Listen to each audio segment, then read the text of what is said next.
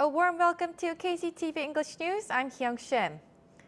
Presidential Committee for Balanced National Development Director Song Jae-ho argued that the provincial government should put islanders' opinions before that of experts. Song made a speech at a lecture hosted by the Catholic Diocese of Jeju on discussions to find ways for a sustainable Jeju. The event was held at the Kim-giryang Catholic Church on May 21st. Song stressed that the province should not proceed with any development projects without the consent of local residents. He added that Seoul has pushed for preservational strategies for the island as part of the Balanced National Development Scheme. A committee of 5 villages, including Boseongri and Anseongri in Daejeongup, Seogwipo City, insisted that the Jeju Global Education City should be pushed ahead as initially planned. The committee members held a press conference at the Provincial Council on May 21st and requested Education Superintendent Lee Sung-moon to clarify his stance on Anglo-Chinese school establishing a new campus on the island. The group pointed out that the local education office's negative stance toward new international school establishments is hindering the progress of the large-scale project jointly promoted by government ministries and related agencies. The project has been invested large sums of capital from both public and private sectors.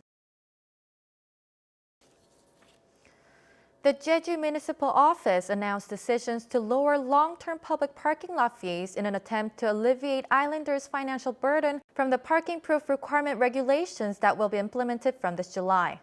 Local officials announced to lower annual public parking lot fees from 1.2 million won to 975,000 won in Dong administrative districts and 900,000 won to 731,250 won in Up and Myeon administrative districts. Islanders will be allowed to rent public parking lots for up to 2 years as a preparation period to secure private parking spaces.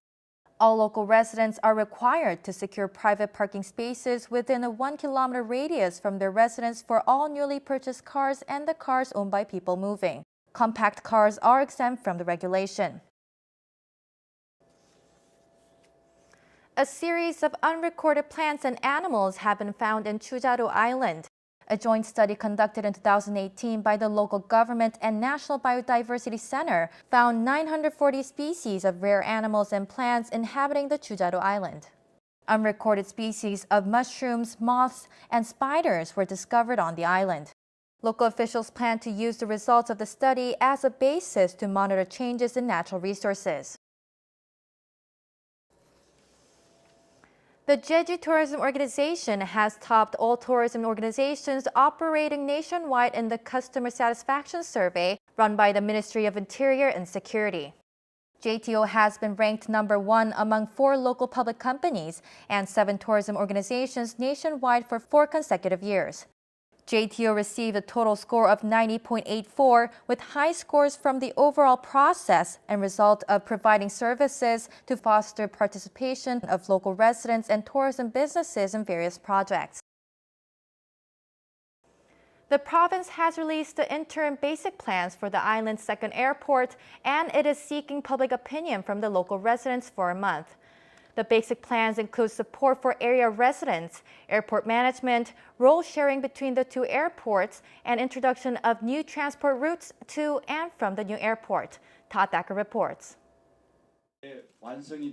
In putting together the basic plans for the island's second airport, the province has identified 3 major tasks that should first be addressed. These include support services for area residents, details regarding airport management, and role sharing between the 2 airports. For farmers in the planned location of the airport, the provincial government suggests allocating publicly owned land for farming and to relocate livestock. Transferring 2,000 graves to a different cemetery is also under discussion. For the management of the airport, the province suggests funding the airport in the short term and establishing a public corporation for long-term operations. A previous feasibility study suggested that the current airport handle 50% of domestic flights and that the new airport cover the remainder of domestic flights and all international flights. The province's current basic plans, however, propose more flexible role sharing between the 2 airports. They cite many examples in the aviation market that have shown that fixed role sharing between airports is generally unsuccessful.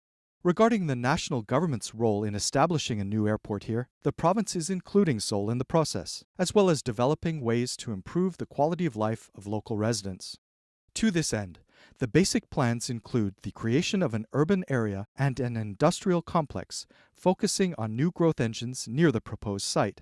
Improvements in the residential environment and infrastructure for the Seongsan area are also suggested.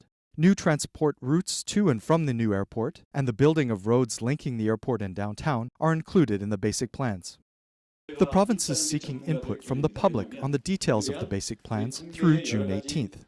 2 public hearings are planned for this Thursday, May 23rd, in Jeju City, and next month in Seogwipo City. 도민 여러분이 보내주시는 의견을 정성스럽게 모아서 제2공항을 진정한 제주의 미래의 공항으로 완성시켜 나갈 수 있도록 도지사가 앞장서서 사상 최대 규모인 국책 사업을 착실히 뒷받침해 나가겠다는 약속을 드립니다.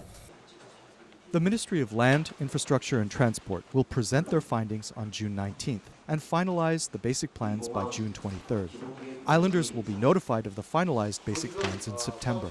Then the plans will become legally binding and construction on the new facility can begin. The next step will be drawing up a set of implementation plans and making land compensation payments. Todd Thacker, KCTV.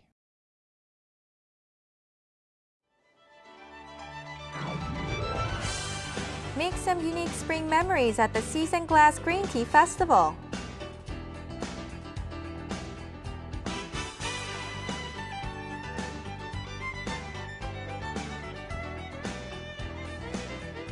Don't miss out on the epic Samda Park Healing Night concert. Join us every Friday night through August 23rd.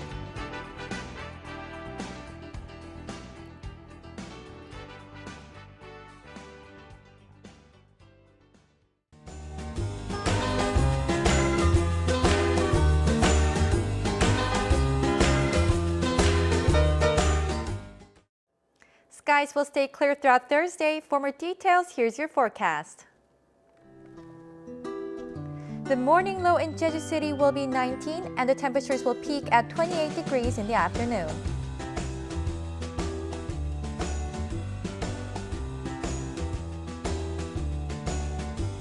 Down south in Seogwipo, we'll have a low of 18 in the morning and a high of 24 in the afternoon.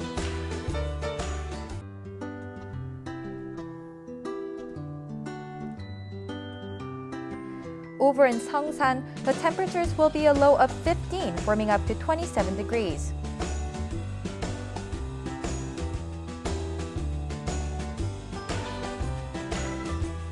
Across the island in Kosan, we expect a low of 16 and a high of 23 degrees.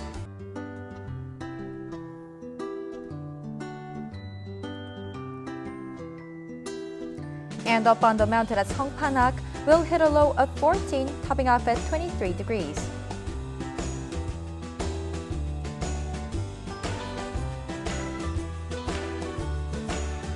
Out on the water, winds will be out of the southwest and west at a speed of 7 to 11 meters per second, with seas between 1 and 1.5 meters.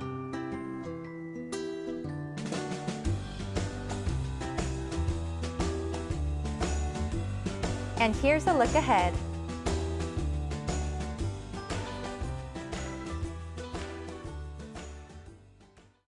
Thanks for watching. Make sure you follow us on YouTube at KCTV eNews Jeju. Take care.